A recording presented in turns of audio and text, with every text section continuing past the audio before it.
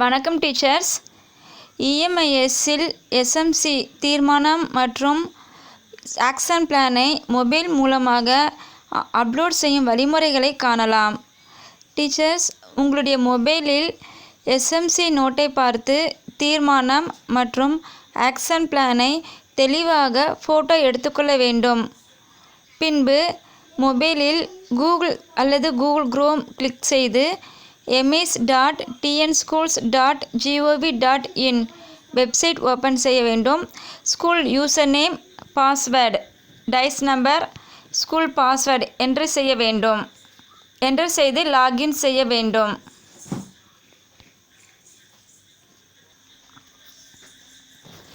EMIS வெப்சைட்டில் white colour ஆரோ மேலே இருக்கும். அந்த இதை கிளிக் பண்ணிங்கன்னா டேஷ்போர்டு ஓப்பன் ஆகும். மறுபடியும் கிளிக் பண்ணால் டேஷ்போர்டு போயிடும். ஃபஸ்ட்டு ஒயிட் கலர் இதை கிளிக் பண்ணுங்கள். டேஷ்போர்டு, ஸ்டூடெண்ட்ஸ் இது இருக்கும். கீழே ஸ்கூல்ஸ்னு இருக்குது. ஸ்கூலை கிளிக் பண்ணணும்.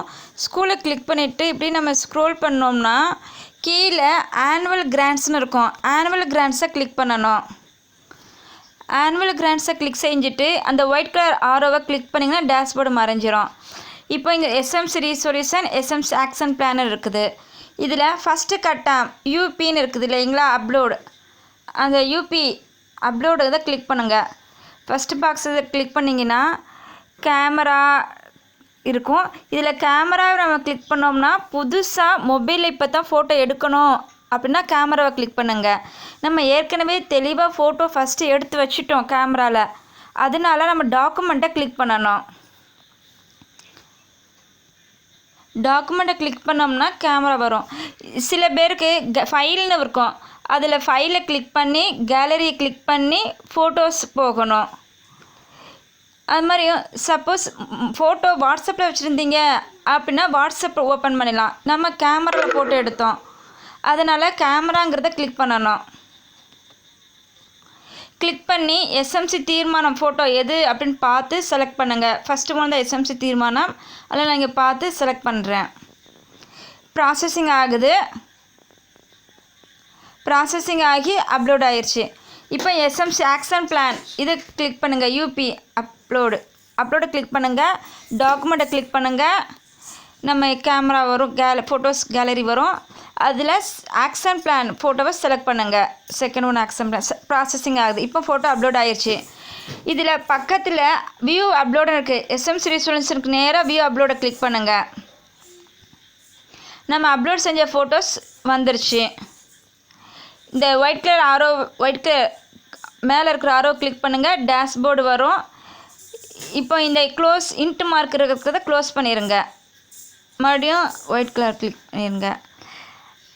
ஆக்ஷன் பிளானுக்கு நேராக வியூ அப்லோடு கிளிக் பண்ணுங்கள். ஃபோட்டோ வருது. ரெண்டுலேயுமே ரிசொல்யூஷன், ஆக்ஷன் பிளான் ரெண்டுலேயுமே ஃபோட்டோ வருதா அப்படின்னு நீங்கள் பார்த்துக்கோங்க.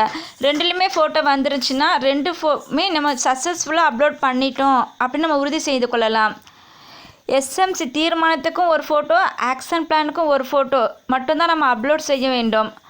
2-3 ஃபோட்டோ நீங்கள் அப்லோட் செஞ்சாலும் கடைசியாக அப்லோட் செஞ்ச ஃபோட்டோஸ் மட்டும்தான் தெரியும். தெரியும் வியூ அப்லோடில் தெரியும்.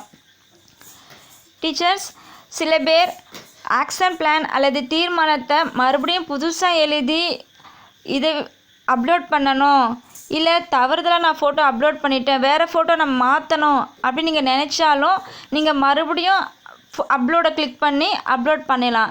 நம்ம கடைசி அப்லோட் செஞ்ச ஃபோட்டோஸ் மட்டும்தான் இருக்கும். இதில் ஏதேனும் சந்தேகங்கள் இருந்துச்சுன்னா கமெண்ட் செக்ஷனில் கேட்கலாம். டீச்சர்ஸ், உங்களுக்கு இந்த வீடியோ யூஸ்ஃபுல்லாக இருந்துச்சுன்னா லைக் பண்ணுங்கள், ஷேர் பண்ணுங்கள், சப்ஸ்கிரைப் பண்ணுங்கள், மற்ற டீச்சர்ஸுக்கும் ஷேர் பண்ணுங்கள். Thank you teachers.